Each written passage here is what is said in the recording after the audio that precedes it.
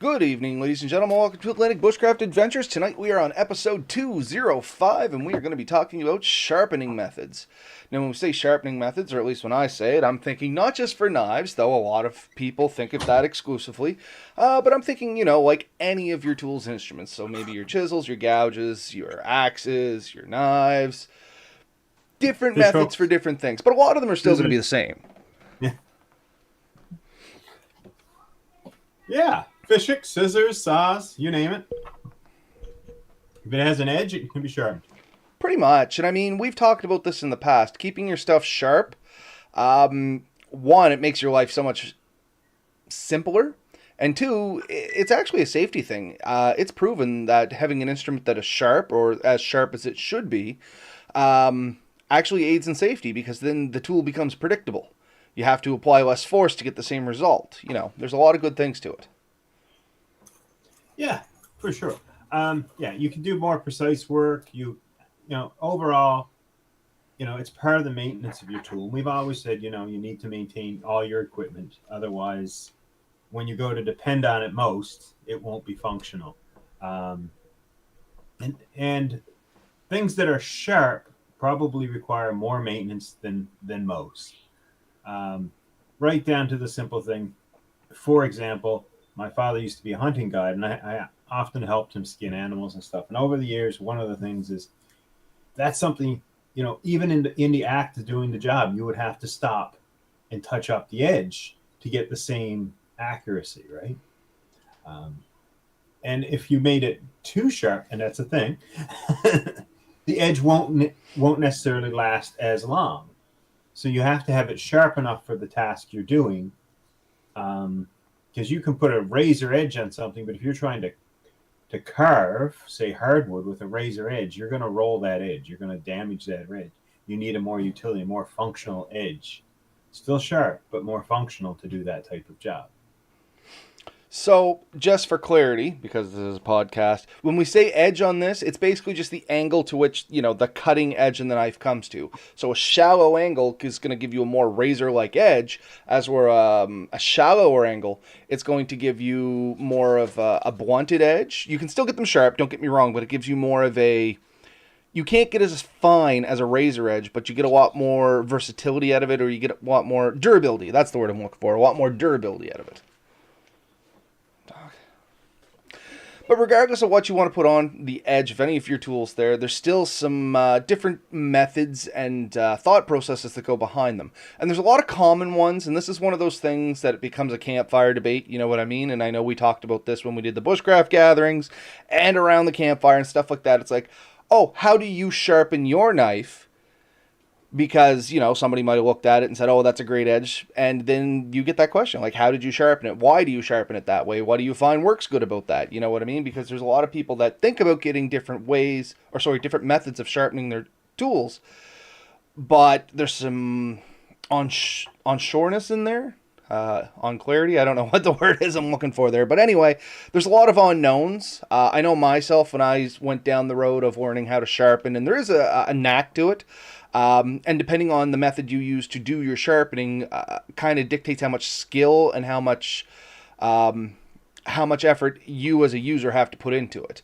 And we'll kind of get into that a little bit down the road.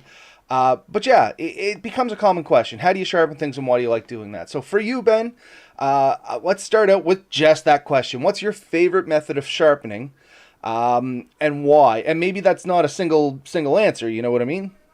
No, it is for me, and unfortunately, it's my favorite method is what I grew up and what I learned, and it's not the best method. And I'm going to start off with that. Is I do everything completely by hand. I use small sharpening stones. I have a little ceramic one I put a fine edge in.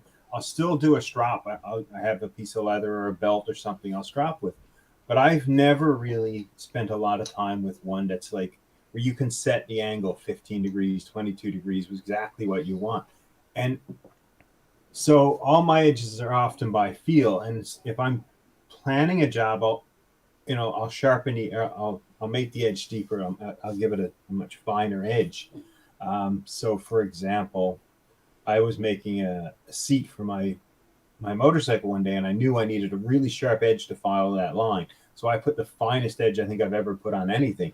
Did that. Of course, it didn't last after that. I had to redo it. So that is my method. I have a few options that I have here, but I've done a lot of research and I've looked at a lot of methods, and there are ones I'm really intrigued with. But for me, I've always been able to get a good enough edge that I didn't want to spend 100, 200, 300 bucks on some fancy sharpening option. And I've never been fond of power options. Not that they're bad. If you use a power option, that's up to you. But like I think Stay Sharp had a really neat one that I looked at. They also have ones where you can set the edge and just follow it. So they were an interesting company. Just looking at the comments here, I see some popping up. Hey, Chris. Hey, Red Bear. Thanks for joining us. So Red Bear uses a diamond stone that he carries in his pocket every day on his knives and a bastard file for his axes in his pack, which is pretty common to what a lot of us do out there in the bush. I do have kind of a different method for things, but... Did you see his earlier statement? Moose hair is where the worst thing on an edge. It's like steel wool. So hair on a lot of animals. It's amazing what will dull your knife that you don't think should dull a knife. If you look up, I've seen it this year, the first time ever. They tried to figure out how razor blades dull when they're shaving a human. Like, is human hair strong enough that it should be dulling a razor blade? Why do they get dull? And so they put it under, I think, an electron microscope, and they found that even after the very first shaving, the hair is actually hard enough that it shatters the edge of a blade. So what it does is it chips little pieces of metal off and dulls the blade. Moose hair is coarse and thick and very hard, and provides a lot more protection to the animal than you'd think. And so, yes, 100%, it is just like steel wool. It does the same damage. You look that video up. It's really cool. All right. I'll have to give that one a go. So we kind of talked about this method starting off and just trying to stay on the track of methods. You were talking about like a sharpening stone that you keep in your pocket. You keep a diamond stone, much like Red Bear here, and you keep a ceramic rod for, polishing the edge up. Yeah. Yeah. So mine I've modified a little bit so I can get real close to the edge because the wood used to block me. But I know you have some better methods. I do, but before we move on, let's talk just real quickly as we hit these methods, some pros and cons of each. So the pros that I like about sharpening stones is much like you said, Ben. You are free to put whatever angle you want on what you're sharpening. I mean, it's literally an infinity, basically from 0 to 90. At which point, you're either taking the knife away in either the long flat surface or the short flat surface. But literally, all joking aside, it's literally whatever you want. You can tailor the angle to it, and you can get a lot of variety on the stones. You know what I mean? Like, you can go anywhere from a real coarse grit that almost looks like sand to something that is so smooth you wonder how it actually takes any metal off while it's polishing. Yes. Yeah. The finest I think I ever handled was like over 2,000 grit. And yet, now I know there's higher than that. One of my stones over here, and one of the things we're going to talk about in a minute, is 6,000 grit.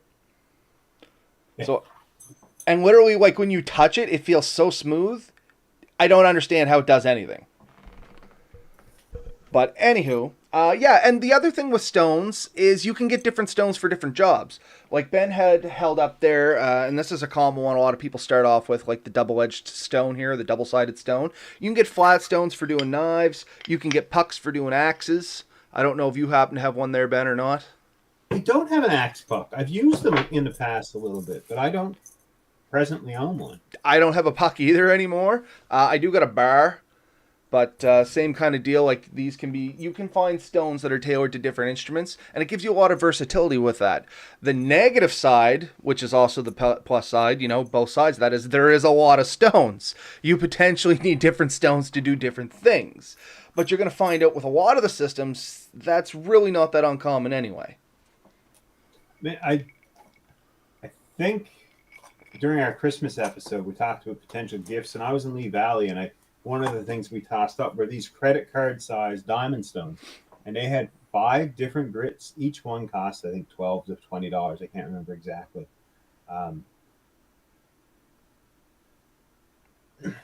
And diamond, I've always liked. I find it fairly aggressive. Yeah, and that's another thing. You can get different types of stones. Good point. You can get what's called a diamond stone, or what's the other name there, Ben, for the other type? Starts with A, but I can't think of the name of it. But anyway, it's more of a stone material. You know what I mean? There's not diamond dust in it. Yeah. And the diamond ones typically you don't need honing oil and stuff on, or you don't need to soak them. They can typically be run dry, if I'm not mistaken. Yeah. And the other types of stones, generally you need some sort of lubricant. So some of them is water, some of them you would get a honing oil, different things there, and you do got to kind of do a little research to that. Now, a lot of high-end knife sharpeners will swear by whetstones. You soak the stone for a little while, and then you can go to it, and that's because they've just been around forever. There's so many different grades of stone that you can get in between. A lot of these people that do high-end knife sharpening or sharpening for companies and stuff like that use whetstones, they go literally through probably 8 to 10 different stones by the time they're done and get a super fine edge if that's required, or a super robust edge is a better way of saying that. It's a lot of work though. Like, you are manually putting all the work in. You have to kind of get like it's not just back and forth with your arms. Depending on what you're sharpening, you may have to get like every muscle in your body from your hips up and maybe down into this, depending on its length and the specific angle. I know with me with stones, I tend to lock my arms in the position for like the angle I want to be on, and I turn at the hip and just kind of pivot my hand out, almost like you're pushing plywood through a table saw. You know what I mean? Instead of like trying to push the knife, and it takes the inconsistencies out in my mind. Instead of my arms going up and down, like, you have a lot of bends and joints in your arms, so if you can kind of lock them in and pivot at the hip, you keep everything a lot more flatter, or at least that's what I find. That's my technique for it. Yeah, so a couple of things. Yes, you have to maintain that angle the whole way through, and it gets really tricky if you have a curved blade. Yeah. So most people will find with a curved blade, either you get the tip really well, or or close to the hilt really well, or maybe the belly in the middle really well, but getting it consistently well all the way across is difficult. Let's see. Chris asked a question about a method for keeping your axe to stay sharp longer. And I have an answer to that, and I want to answer it before it gets too far. When we sharpen a knife, we tend to go with a very straight file. But when you sharpen an axe, you don't want to. You actually want to make it look more like an apple seed. And it's slightly curved to a point on both sides, and that supports the edge. And with an axe, as you're swinging that, you're going to tend to roll that edge, and that curved makes a much stronger edge, although technically maybe a little less sharp. You don't need your axe to be super sharp, but you do need it to be really sturdy. There's a blacksmith out of Toronto. I was watching him for a little bit, and he does a really good description of that. And he talks about the same knife he sells to firefighters for cutting the doors and stuff open. Mm-hmm. He used the exact same method to make the axe, but how he sharpens the axe to survive is changed. There's another thing here from Red Bear. He finds that the steel makes more of a difference in keeping the edge than how you sharpen it. And there is some truth to that as well. Depending on the type of steel, the hardness. Softer steels, they'll flex more, so you're less apt to shatter them, but they tend to lose their edge a lot faster. Now, something that's too hard, hold an edge great, but it's real brittle, so if you hit it the wrong angle, it could literally shatter. So the whole trick to knife making, axe making, good steel is kind of finding that magic spot in between where it's just flexible enough that it, won't shatter or chip, but it's hard enough that it keeps the edge nice and straight. And if we had Jamie on here once for the podcast, and he talked about that, getting the right temper in the right spots, and there's a whole science to that on its own, and I highly encourage anybody that wants to learn a little bit about that, go back, review the episode, because Jamie does talk about it a little bit. If you ever sit down with guys who are using knives a lot, you'll actually usually get into the argument of what steel is the absolute best. And spoiler alert, there is no absolute best. But Like I see my father argue one time. He would rather a softer knife for skinny animals and stuff because he could quickly put an edge back on it. Where when he had a hard knife, once he lost that edge, it took a lot more energy and effort to put an edge back onto it. So depending on what you're doing, you really want to make sure that the knife kind of works best for you. That the edge, the material you have works for the job you're doing. Um, so yes, how you sharpen it does make a difference. That the type of metal and the temper for it all have a huge factor. And you really do kind of come into your own when you're using a knife because as you use it, and I use knife pretty extensively here, you'll find out how it works and how you like it. And if you find you're constantly sharpening, it gets dull real quick, you're going to tire of it quick. If you find that it's really, really difficult to sharpen, though, now you either send them out or you have to do something excessive in addition, right? So we did cover stones pretty quickly. We put about 15 minutes into it. And I am trying to keep us on pace tonight because I do have a fair amount of things sitting here. So the next thing I'd like to talk about, because stones are probably the most common, next is going to be carbides. And you and I talked about one of these just before we started off, which is the old Speedy Sharp. And there's different versions of carbides when I say that. And you'll see them even at the dollar store. You'll see them as like knife sharpeners. There'll be the Veed carbides, and you're supposed to pull your knife through. And I am going to tell you right now, I don't hate those. I will say they are not all created equal. There is good carbide Vs and there's bad carbide Vs. And I can hear people out there listening to this going, oh, you should never use one of those on a knife. But hear me out on this. Just hear me out. I generally, when I sharpen my knife, my axe, stuff like that, I'll use one of my methods I have here, usually the Lansky or a stone or something like that. When I go into the woods, I don't have a small stone like Ben does. It was like when I bought my whetstones, they were all the full 8-inch stones. I'm not going to fire one of those in my bag out of risk of breaking it for one, and two, just the weight and stuff. So I got one of these carbide pull-throughs, and I actually went and bought a Lansky. So straight up brand name Lansky. And honestly, if you're in the woods, before you go out, you should have sharpened your knife and made sure everything was good. So you're going in there, should be okay. If you get in there and something happens and it's been in, like I've been hunting, something like that, I hit a piece of bone I wasn't planning on, I was cutting something, I hit something I wasn't planning on and put a chip in it and it's just a bad chip, one of these will make an edge that's okay and get you back into a sharp-ish knife, providing you run it through this a few times and strap it on your belt. And I always wear a leather belt in there. And I'm not really going to talk about stropping in this other than I use a leather belt and there's a ton of different strops. Find one that you like, but stropping does do something. But yeah, if you get a decent one of these, I actually don't mind them at all. Now, that being said, I wouldn't use one of these exclusively. When I get back home, I generally take either my Lansky out or my stones back out, and I'll put the knife back into sharpening the way I like it. But for a quick fix in the woods, this is my go-to. I have one of these in my bag when I go into the woods. Yeah, I have one too. It's well carried. Yeah. Especially if you do a bit more damage, sometimes it's an easy way to get kind of a good edge quickly.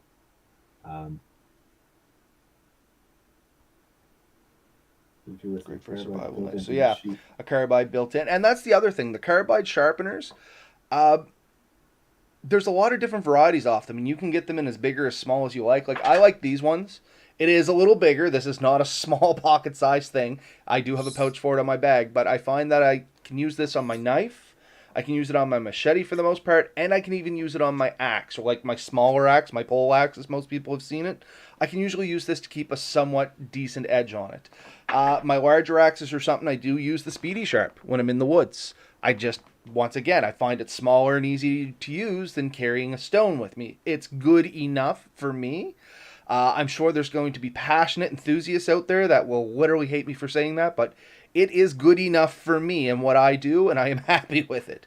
So if anybody's thinking about one, it depends on how fussy you are with the edge it maintains, I guess. I can hear you sharpening away there, Ben. Can't help it. It's here, right? And I've noticed that this knife has lost a little bit of its edge over the last while. So what's your thoughts on carbides? I don't mind them, especially depending on the knife, especially my more thicker ones and stuff. like you said, you a quick glance up either side, and you can kind of put that edge back on it. If I have a tiny nick or something, it's hard enough that you can really work it. So it's just how hard you put on it. I don't have a problem with them, honestly. They have a purpose, and just know what they're capable of. They're hard. They're generally just they're super hard, so they're harder than steel, and they'll put an edge quickly on it. I was gonna Is it? say. Is it? Oh, sorry. Go ahead, Ben. Finish your thought. Is it? It's not probably your be all and end all by any means. No, and that's it. It wouldn't be the final solution I would offer to somebody, but for somebody that doesn't have a lot of skill in sharpening or doesn't want to learn a lot of skill in sharpening, if you can get a decent one of these Lanskis, and I do have two separate Lanskis here. I actually own a couple of these things because I put one in every one of my bags. If you have no interest in developing the skills of sharpening, and there are some people out there, they just don't want to do it. I'm fine with that. Good on you if that's what makes you happy. This will make a decent edge for you. Or get a decent one of these, learn how to use it well, and there is a trick to using these. A lot of people will grab them, just pull them as hard as they can, and it ends up tearing big strips of steel out. Not the best method. Light to medium pressure and more repetitions is better than 2 or 3 hard ones. Yes. By the end of it, I'm literally letting the weight of this kind of float over it to kind of half polish it. And I know it's not actually going to polish, but just kind of smooth it over as best I can. And then once again, I strap it on my belt. But getting to my point, if you're going to just try to get a foolproof method of sharpening a knife with very little skill, that's kind of it right there. I mean, for my 2 cents. I think you hit the nail right on the head, though. With sharpening, especially as you get to the end, the less pressure you can do, the better it is. Your final end is the lightest touch you can do. So as you start, you're generally a little bit more force, and you'd only use a lot of force if you have a lot of damage. If you have a nicked up, tore up blade, that's when you end up having to use a bit of force to it. I'm picturing, for a good example, that if you had a machete and you'd have to hit a few rocks and dug it into the ground, and you had no edge, he's going to put away. But I have one somewhere here that's just like that. Same thing with an axe. If you have what I would call a grubbing axe, or something you've used to cut up roots and stuff, the edge on that thing is duller than a butter knife. Like, you don't have to worry about cutting yourself on the thing anymore. When you start sharpening that, it may be down to briefly hitting it to a grinder or something, but you really have to be awful careful. You never want, when you're sharpening, regardless of what tool you're using, to build up heat on your edge. Because if you do, you've changed the temper, and there's no coming back from that easily. Generally, you have to cut enough metal away to get back to the tempered steel. Yeah, for most of us, if we've heated the edge up, that knife is pretty well a waste. It's gone. It'll never be the knife it was. And for anybody that sharpens their lawnmower blades with an angle grinder, it's true for that too. Once you heat them up, and I see people, they'll just hammer into them. And I'm not against using it to sharpen the blades, but if you hammer into them and get them hot, they're shot. You'll be sharpening those again before you've finished your lawn. But in any case, so they're a great system. They're kind of foolproof. They do have some limitations. Generally, you're restricted to the angle. There is no adjustment of angle on those unless you got one of these like Speedy Sharp deals. They kind of combat that, but now they're a little trickier to use than stones when you're trying to judge your own angles in there, because there's just, once again, more chance of moving things. So that is the big thing. They are generally locked in at the angle. I have seen wooden ones that have rods that you can adjust and try to get different angles through it.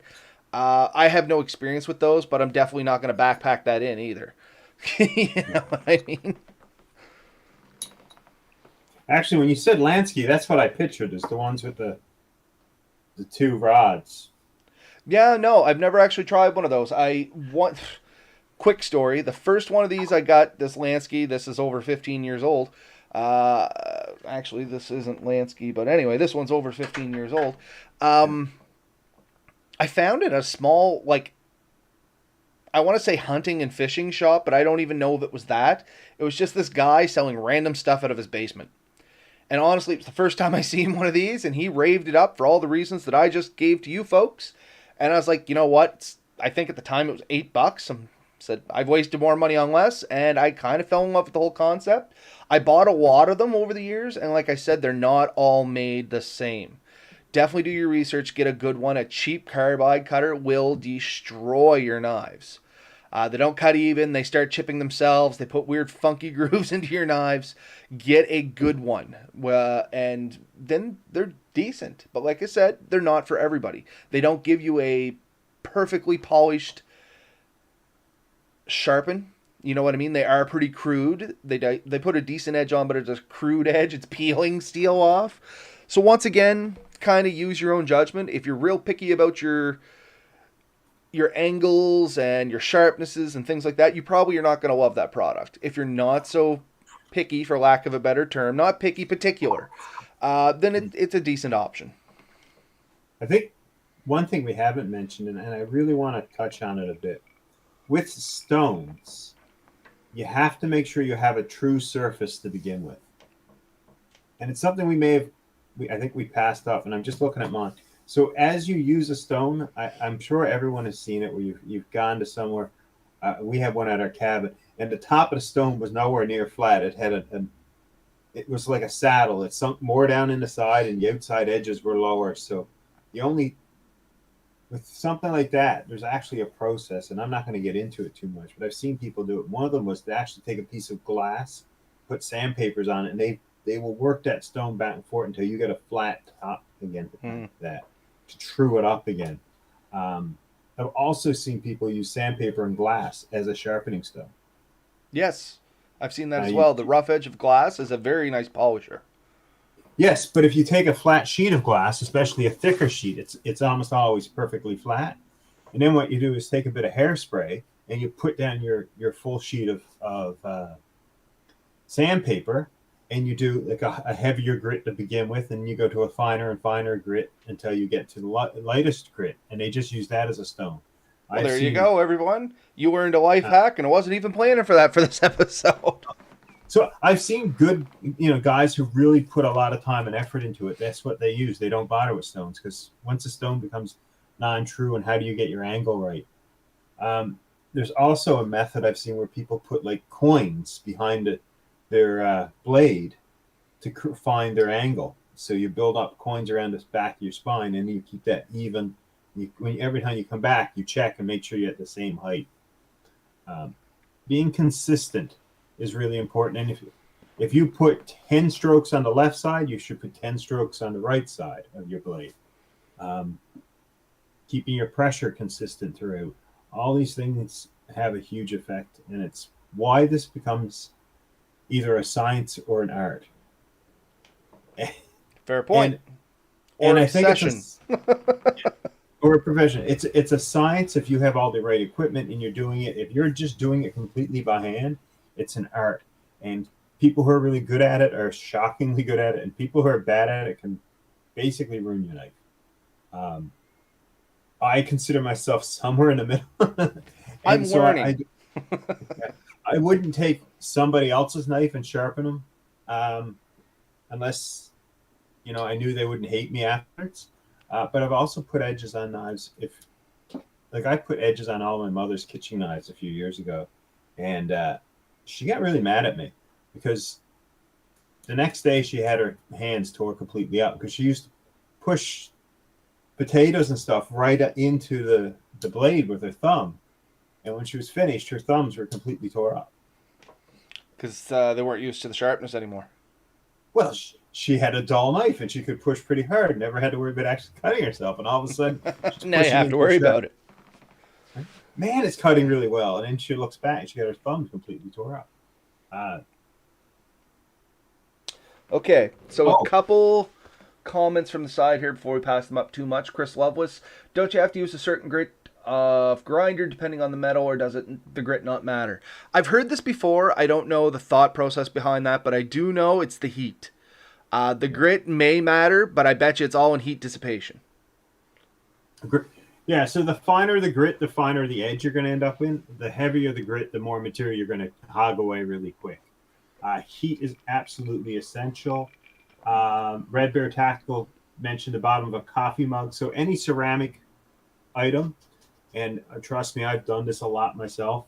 Um, is really good. The thing is, keep an eye on them. Not all, especially cheaper mugs, are smooth, and they have little Divots. outcrops and stuff, and it can really scratch the hell out of your blade. But the hardness of ceramic in that is usually really good. Um, so, like, I have a ceramic rod that I carry with me. It doesn't take up much room. Actually, it generally fits in. I have my titanium fork, knife, and spoon. I just put it in there to keep it safe, and it just stays with my gear. And then, usually when I'm sitting around eating afterwards, I'll just touch up my edges or whatever. So that's a good place for me to keep it. And that's the one that goes. The problem with this, and I say problem very loosely, is you can keep an edge with that little ceramic rod. You cannot make an edge with that ceramic rod. That's when you need to get into something heavier. Um, so I had a couple of points tonight, glossed by one. So I mentioned stones and wearing unevenly. This is why I prefer the big, harder ceramic and the diamond stones, because they don't wear down as quick. You could probably go a lifetime and never wear down a diamond stone. Yeah, and I agree with that. Just trying to think where I was going from here. Ceramic stone's probably closer. Okay, another one that I wanted to touch on, because I do see a lot of people that use it, but I'm only going to touch on it briefly because I cringe at this one. People that are using the incorrect files to sharpen the incorrect tools. You know what I mean? So we did have Red Bear Tactical talk about using a bastard file on a axe, and that's perfectly acceptable. That's what they're used for. You know what I mean? That file was designed for that purpose. The problem is when you get into using like one of these massive files like this, which were used for the cutting blades of a porter, or not a porter, forwarder, it's going to not do what you want it to for your tool. So if you're trying to sharpen a knife with that, like it's almost impossible to keep it straight on that kind of a bevel. You know what I mean? You're going to chew that knife up. Same as if you're on an axe that's still a little, you know what I mean? You can have a too big file or the wrong file for the metal you're working on, and it's real easy to cause almost irreversible damage. Damage that's definitely going to take you some time to get out of there, including changing the complete angle of the knife so it pitches to one side. That's generally what I see happen a lot. They'll get the knife facing one way and they're real comfortable with stroking the file through it.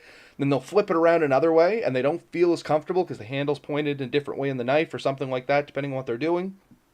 And they end up just shaving one whole side of it off, and the knife always draws to that side. And I'm just not a fan of it. Somebody out there, once again, is probably going to say, oh, you know what, I sharpen my knives all the time with files, and it's absolutely great. And to you, good job, sir, or madam, whichever it happens to be, but I do not have good luck with it, and generally when I see other people do it, they fail more often than not. The average file you're going to find to begin with is actually too coarse to put a good edge on.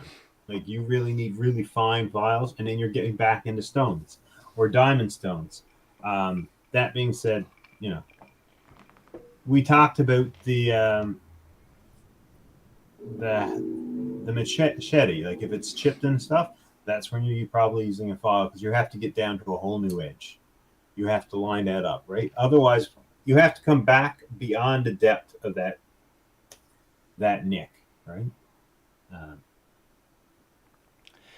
And Red Bear Tactical has a good point here. He said, I try not to let my blades get too dull. It's easier to touch up than it is to fix a bad edge. And that's the 100% true. That's why you keep hearing Ben and I say, before I go out, when I get back, after I'm done eating, when I'm sitting around. Like we talked about an episode before, what pastimes to pass the time. And we always joked, like, if you have free time, it's because the free time, quote unquote, is generally the time that you are doing your maintenance. Be it sharpening your knife because you know you're going to be using it later, or tidying your gear up so you don't trip it. Like that's the kind of stuff that happens. And generally during that, downtime or whatever you want to call it, that's when a lot of knife touch-up gets done. It's not uncommon for me to be out in the woods and touch my knife up 1, 2, maybe even 3 times a day, depending on how much I'm using it. True to you as well, Ben? Yes, exactly. I was going to quickly see if I could find something. Okay. So while Ben's looking for what he's looking for there, the next... Let's see, Red Bear. I used to file to get rid of chips and bends, then go to a medium grit stone, fine stone, and then maybe a strop. And yeah, that's the thing. Like, don't get me wrong. As Red Bear said, a bastard file on an axe, it's a proper file for that axe. It's got the right coarseness, it's got the right size, it's got the right angle to it. They do have a purpose. So, yeah, I'm not trying to beat them up exclusively. But once again, as he said, once you are done with that file, generally you're going to be back onto stones. And then if you want to strop, I don't strop an axe a whole lot. I know lots of people that do, and I absolutely see the purpose of it. I'm just lazy, in all honesty. And we have talked about it a lot here, but stropping is literally just the process of using usually leather and maybe a polishing compound, maybe not, depending on what your thought process is there. And you just use that as the final bit to polish the blade. And it takes all those fine little imperfections out, hopefully, that's the idea anyway. And it takes that last little bit of wire edge that might be on where the angle comes together. It forms a fine wire, almost like what you get on a wire brush. It will eventually take that off, so you're just left with the true edge. And it won't roll as easy. I think that's the biggest benefit I see to stropping. Would you not agree, Ben? Yep. Actually, so you mentioned the wire edge, and thought came to my mind I wanted to bring up. You see some people testing an edge, and they test the edge by pushing across the edge from the back of the blade to the front. I'm trying to show it. And that's what they're testing. Is there a wire edge on it? They're not testing the sharpness that way. Let's test the sharpness. There's a few ways. Some people shave their arms. I'm guilty of that. I'm guilty of that too, unfortunately. If you just take it to the back of your thumbnail and try to push a little sideways pressure, if it slides, and I actually have it here, the tip of my edge is not quite sharp enough, but you can tell if you have a decent edge, if it's biting in. Don't push down, because it will go through your thumb. But just lightly touch it and see if it bites. And that'll give you an idea if you have a decent edge and if it's equal. So once you find it where it's wrong, then you can sort of deal with that one spot a little bit better. So, yeah, I don't have really a lot to say on how to test if an edge is sharp, because I literally do the old shaving the arm hair thing. If it pops, I'm usually happy with it. Once again, it depends on your fussiness. I've seen people try to cut like receipts by the weight of the knife and different things like that. So yeah. Look up any way you want to try and test the sharpness of a knife. Honestly, my 2 cents, if you think it's sharp and you enjoy, and you can use it safely, I guess, you enjoy that edge, it's good enough. It's sharp. You know what I mean? And you will find out what that is just by however you start testing your sharpness. Some people do just touch the edge, whatever. You will get used to what that feels like. Just find what works for you. So, now moving on. Those are common methods. Those are a lot of the methods where you're putting in some of the labor. Now, there is some systems. And I did want to talk about some of those. You talked about one. It was an electric system. What was the name of it again? I think Work Sharp, I think, was the name. Canadian Tire was selling them up for a couple of years ago, if not still today. They kind of came on the market, I think, in the last few years. They have some powered ones, some non-powered ones. They were an interesting company that came out, and I think they were relatively affordable. I'm not saying buy them. Yes. So. Oh, where are you at, Ben? I think you have it up. Oh, you lost me completely. Yeah, because I flipped over. Hold on 2 seconds. There we go. Should be back. Yes. So this was the powered one. It's an interesting system. I mean, not all that expensive. You turn it on. I think there's a set of wheels that spin sort of counter to each other, whether it's inward or out. I'm not sure. And you draw it back, no different than your Lanskis. And it'll put an edge pretty quick on it. If you leave the edge there, if you pause on your draw, you could probably do a fair bit of damage. But the beauty of these is it puts the exact angle on every time. So you hold the knife up straight, you pull it through, and it's done. So I actually have used one of these. We have one of these at work for the kitchen. They use it for maintaining their knives. And I've learned a couple things about these. I don't hate them. I don't love them. They much come back to user experience with them. They come with some real aggressive grits coming out. Like they have what's called a coarse, then there's a fine, extra fine, and a strop you can get for them. Well, the coarse on these will do damage to knives. My personal experience, I would not buy the coarse. Like I would never probably go above the medium. If you're reshaping a knife, you're probably not using the medium because this is going by so fast. You can literally see it peeling metal away.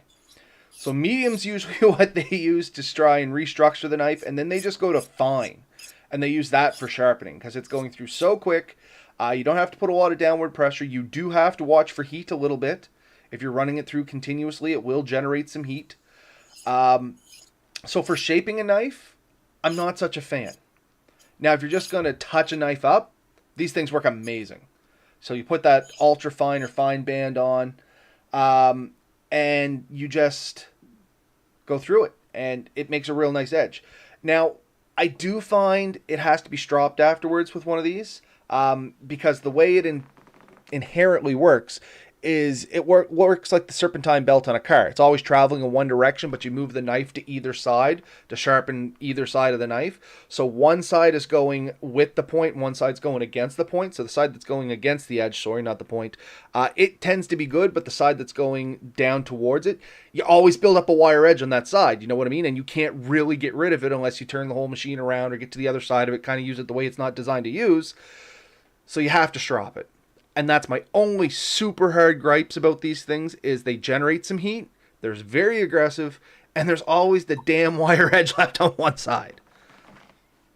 So, but they have stones. They have ones that are non-powered. Yeah. And I haven't had a chance to try one of those. Like I said, I've just tried this one, and I kind of pooped all over it for lack of a better explanation, but to be fair, they're not bad. If the user goes in knowing these things, and you have a lot of knives that you're trying to keep up, you can go through a ton of knives really quick with this. So that's why it works for the kitchen. They have 8 chefs. They each have a chef knife, a pear knife, a bone knife, a few different knives, and they just take one morning or whatever, or every morning, however they do it, and they can basically blow through the entire thing in very, very short amount of time. You must have sent me a link, did you? Yeah, just one of the examples of something else they sell. And Quick Sharp, Precision Sharp. I mean, I don't know why I'm picking on these guys or promoting them, but they have a few options. So I thought they had an interesting array. There are some big brand names that have been around for a long time that are worth looking up. I sent you 2, actually. So here's one for those of us that are joining us live and can watch. So, okay, yeah, no, that's similar to the one I sent you, but it's a more full set. Yeah. So yes, this one's about $200. You have a very precision sharpener on there, so you can crank the wheel on the side and you can lift it up and down, and that's the rod, and you hold the blade perfectly still, and you're going to be able to come in, and I think you rotate the blade 180 degrees, and you can be very consistent with this. This method, regardless whether you use this brand, is not unique. And there's a few companies, yes, but you can go, like I was looking at the picture there, and it says, like, I think it goes to a range of 30 to 15 degrees, which is your norms. 15 to 30 degrees, yep. So what I have even seen is some people will put basically your 15-degree edge on and then come over at the end and put a 30 at the very tip or at the very end of it, very lightly, and that means that you have a nice sharp edge, but then you tilt it in a bit at the very end, and that gives it some more strength, and it'll last a little bit longer, kind of making up for the fact that it may not be the best material, right? So you want the majority of your edge at the nice steep angle, but then the very tip you don't want to stay, because what it is the very tip is basically as thick as foil. So when you push it against something, it bends over. And that's a method often called utility edge too, where you don't make it the absolute sharpest because it'll never last. Just trying to find the second one for you. Is that it? Yeah. And I see Red Bear Tactical said the electric ones are a little bit lazy, and I can't help but think. Remember the old can openers used to have a sharpener on the back, and you could definitely mess up an edge on that. Oh man, those were nasty things. You push the handle down like you're opening up a can. You just run your knife back and and if you didn't have a bad edge before, I mean, no. I can't find that silly one, Ben.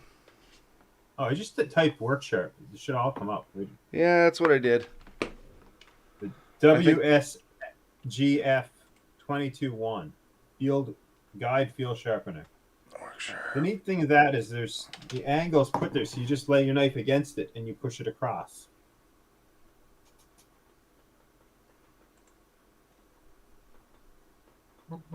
And I think there's two sides. There's the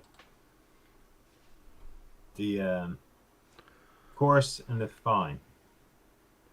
I don't know why I'm having such a hard time with this, bud.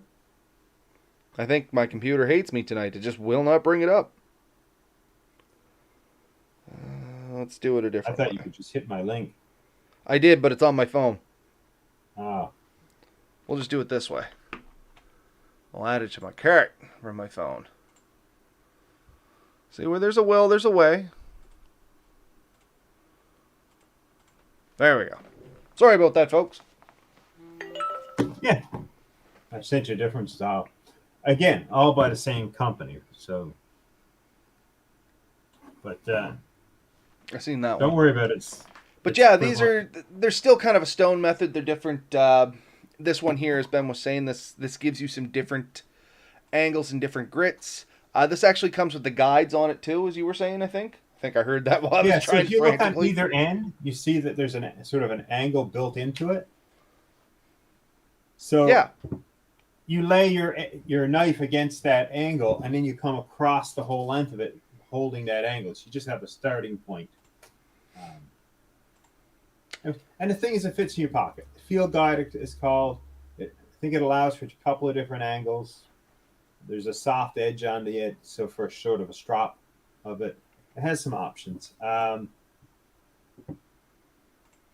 Now, I have a system here, while we're on the talk of systems. It's much like the first one we just talked about. Once again, Lansky. Work had bought one of these, and it intrigued me, so I ended up getting one of my own. And this comes in either a diamond stone or a 9 diamond stone kit. I opted for the diamond stone kit. But it's the same kind of dealio. So yes. Comes with the different stones. It has a vise up here. It grips the knife. These rods go in the back, and basically you can keep your different angles. So this angle's between 17 and 30. But the thing is, I found there's about a degree of play in each hole.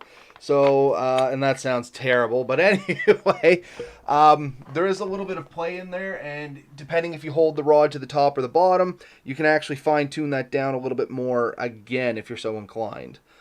Takes a little bit more time. These systems here, I find they make it foolproof. Anybody can do it, but they generally take a little bit of time because you are following that guide. So when you're sharpening with a stone, you can kind of set your angle, and like I said, I use my hips. I can go back and forth fairly quickly, for lack of a better explanation. And with these ones, you're kind of bound to their restrictions, but it makes it easy for everybody, and they make a real nice edge. If I want to do some quote-unquote real nice sharpening, like if I'm going to do the kitchen knives or something like that, I usually take this Lansky set out, and I'll turn something on like YouTube, and I'll sit here and I'll sharpen. There is a guide with how to use them.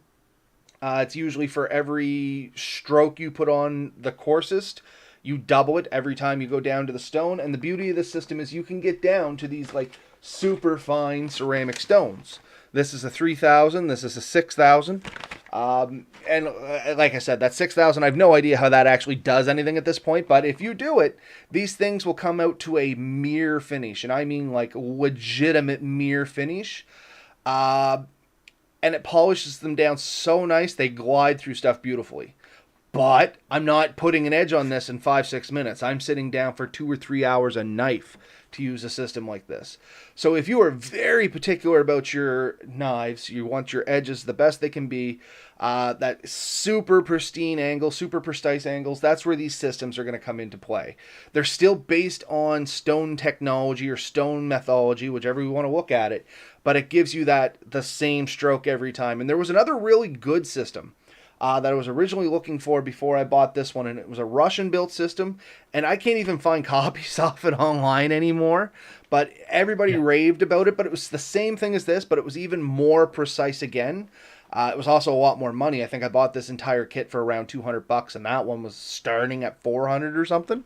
But anyway, all these kits, what they're doing is they're taking the guesswork out of your angles and your precision, and it allows you to just focus on shifting to like constant pressure and working the full length of the blade. So it's a great step in between knowing nothing and wanting to get to sharpening by hand, like solely on stones is what I find these things for. It just takes the guesswork out. The type of blade can have a big effect on how easily or hard it is to sharpen. A draw point is my favorite. I hate a Tonto. And that's exactly it. There's different styles of blades, just as he said. They're all going to have their own unique ability when you are trying to sharpen them. I don't know if unique ability is a word, but anyway, hopefully you folks know what I mean. They're all going to be unique when you're sharpening them.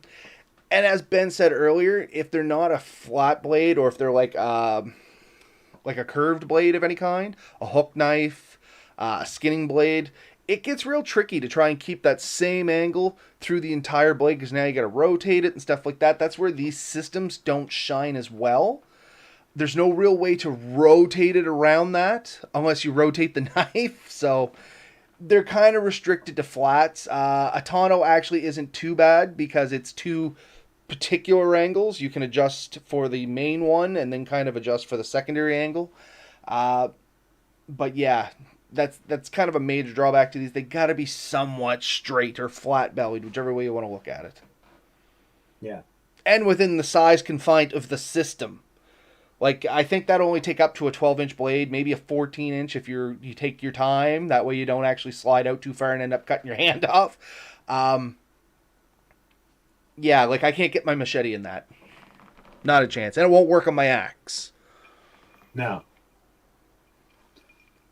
That Russian system, it was a big, heavy thing. I think it came in a crate. And it had such a long pole on it that you could do longer edges and keep that angle. These smaller ones where your throw length is so short, you are pretty well stuck with something fairly small. Yeah. So anyway, I mean, for me, for the extent of this show, so we don't drag on too long, I just want to go over a lot of the big methods out there, and I think we hit the head on a lot of the common ones. There are tons of different methodologies out there for sharpening and different systems, but a lot of them are very similar to each other. You're going to get some form of electric one, which is either going to have spinning carbide or a spinning sanding belt or something like that. You're going to get stones. You're going to get some sort of pull-through carbide or something like that, and then you're going to get a precise system, which is going to usually move the stone towards the edge of the knife. They all kind of fall into those categories, just different flavors off it. Now, there is a few exotic ones out there. Not saying there's not, but they are fairly exotic, so didn't bother bringing them up. You sent me something else, didn't you? I sent you something ridiculous. Don't have to show it. Oh my gosh. Basically a bench grinder. It's I think it has a stropping wheel and a wet wheel, and it spins at a relatively slow speed, and people use it for chisels, so you can actually get a really sharp edge on it. I found one time on sale for less than $100, and I nearly bought it. So, towards the end of this, if you are so inclined with me, Ben, I figured we go over some tips and tricks. So the people that wanted to come and listen to the different methodologies with our normal ramblings, They've pretty much cleared out, I assume, because I did see some of our viewer count drop off. So now it's the end of the show where we actually do get to do our, Fairscape rambling. And I have a lot of tips and tricks that I use for when I'm sharpening knives that I bet you a lot of other people don't do, or they might think I'm crazy for doing. You know what I mean? But just before that, I do have that bench grinder up. Give me one sec here.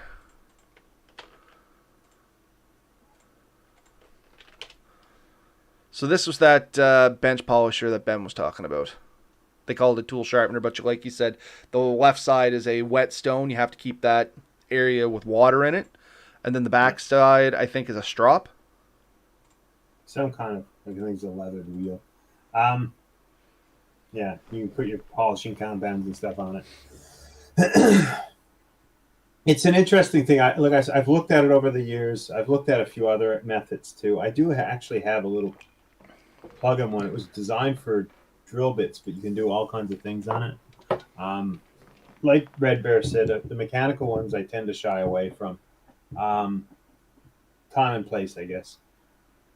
If I can quickly give my hints, and then you can kind of go with yours. By all means. So the big thing is lighter tends to be better, especially as you're getting towards the edge. And I think you already said it, and I'm just going to repeat it. You should spend a lot more time. More often than not, it's the really fine piece that you're going to use. You only go to the coarse ones when you really have a bad edge, and always use only go back as far as you absolutely have to need to, or as coarse as you have to, and then just keep working towards your fine. Those are my things. But I'd like to hear yours. I think you got a lot more. Not really. So for my tips or hints or, I don't know, suggestions, I guess, same thing, is much like you said, more repetitions, less pressure is going to get you way better results than heavier pressure, less repetitions. You may carve away the same amount of steel, but it's not going to be in the same way. Take your time and practice. Regardless of what you use, there's a learning curve to everything. Nothing is 100% foolproof. These things are pretty close, but still, if you use too much pressure, you can mess up blades and things like that. So really practice. Try a couple different things. Don't be scared to try different things. A knife is never beyond being able to be brought back by a professional sharpener unless you really get in there with a grinder or file or something like that and really do some damage. But there's a good chance, as long as you're just, staying within the realm of not peeling half the knife away, you should be okay. Learn what works for you. Stick with it. Red Bear said the exact same thing. Practice, practice, practice. That's the best way to go. Pick a system and practice. So if you have an idea in your head on how you want to sharpen, go with that system and keep at it. We talked about these ones and gave the pros and cons. Hopefully that points you in a direction. Now, some of my tricks, for lack of a better explanation. Stropping. Leather belt.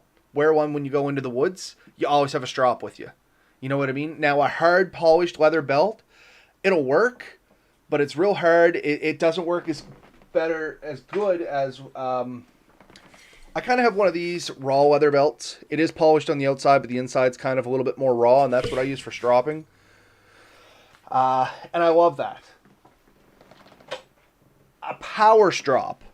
If you want to get into the realm of electronic and you want to try something that works amazingly well but has an incredibly large room for error, get yourself a piece of MDF, cut yourself out a perfect circle, and you can slap it on a bench grinder, providing it's round.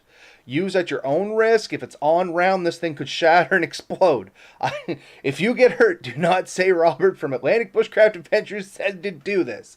I'm saying, if you want to take a chance and potentially your hands off, if you can get it round, the best way is to lathe it out. Obviously, that way you know it's at as perfect round as you can, or a big hole saw. And you put these things on a bench grinder, hopefully a lower RPM bench grinder, not the ultrasonic fast ones. You can put polishing compound on those, and they make a wicked strop. And I mean, you can make some amazing edges on those things. Problem is, the faster the RPM, the more heat it's going to build. And there is such a thing as cutting in with polish. If you're not just ever so lightly going over things, you can literally cut into the metal using just the jeweler's polish. But it is a lot of fun, and I use that method for sharpening things like my wood chisels and stuff like that, because I do find it's a little difficult to get into some of the gouges and things, and I've kind of made this round, like circle shaped, but kind of rounded on the corners too, disc, which has a flat side and that rounds off, and I find it real easy to get in my gouges and things. And I use that ever so lightly to touch all those up, and they stay nice and razor edgy. But like I said, it can be a trick.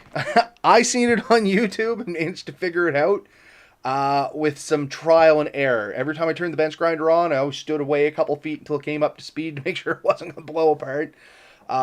There's a process to it, but it did work. A safer method is you can glue rounds of cardboard together, and it actually makes a pretty good strop. In a pinch, cardboard itself, rough cardboard, will make a basic strop. It will polish that wire edge off. Not so much in getting the grooves out, but it will polish that wire edge off. Something else I do while I'm sharpening, just before I strop, I usually take the knife and I'll just let the weight of the knife and I run it over a piece of hardwood, which a lot of people are going to scream at me for, but it's literally to, if it has that super fine edge, to bend it so that I can hook it with the strop and polish it out. And I find I get good results out of it. Like I said, I'm not recommending it for everybody, but it's something I've seen from somebody else and I followed it and I noticed my knives did get consistently sharper and stay sharper longer, for what it's worth. Anyway, that's all the ones I had written down that over the years have surprised me that worked. No, good ones. And I forgot about the MDF one, but I've seen that done a few times. I never tried to do it. I was never that brave. Oh, but I had a couple of those discs explode. It is an adventure. I will say that much. Yeah. I can picture, too, with the right tool, trying to lay one down, get it and losing a finger doing it. Anyway, so now that we mentioned all the dangerous stuff, I think that's about a good spot for it to end for tonight. For sure. Yeah. Definitely, like you said, practice. That's, in the end, that's what happens. Regardless of the tool, practice it. If you want, start on a cheap knife that you don't mind ruining and kind of get the skill up. Nope, I agree. And like I said, the biggest thing you're going to find is every knife sharpens a little bit different, but much in the same ways. The harder the steel, the more you're going to work. The softer the metal, the easier you're going to work, but you'll notice that it'll get duller quicker. You'll find it all out as you go. As we always say, get out there, get dirty, try some things, but stay safe. Tell us some stories. We'd love to hear about them. And for me, that's it for tonight. Night all. Night, everybody.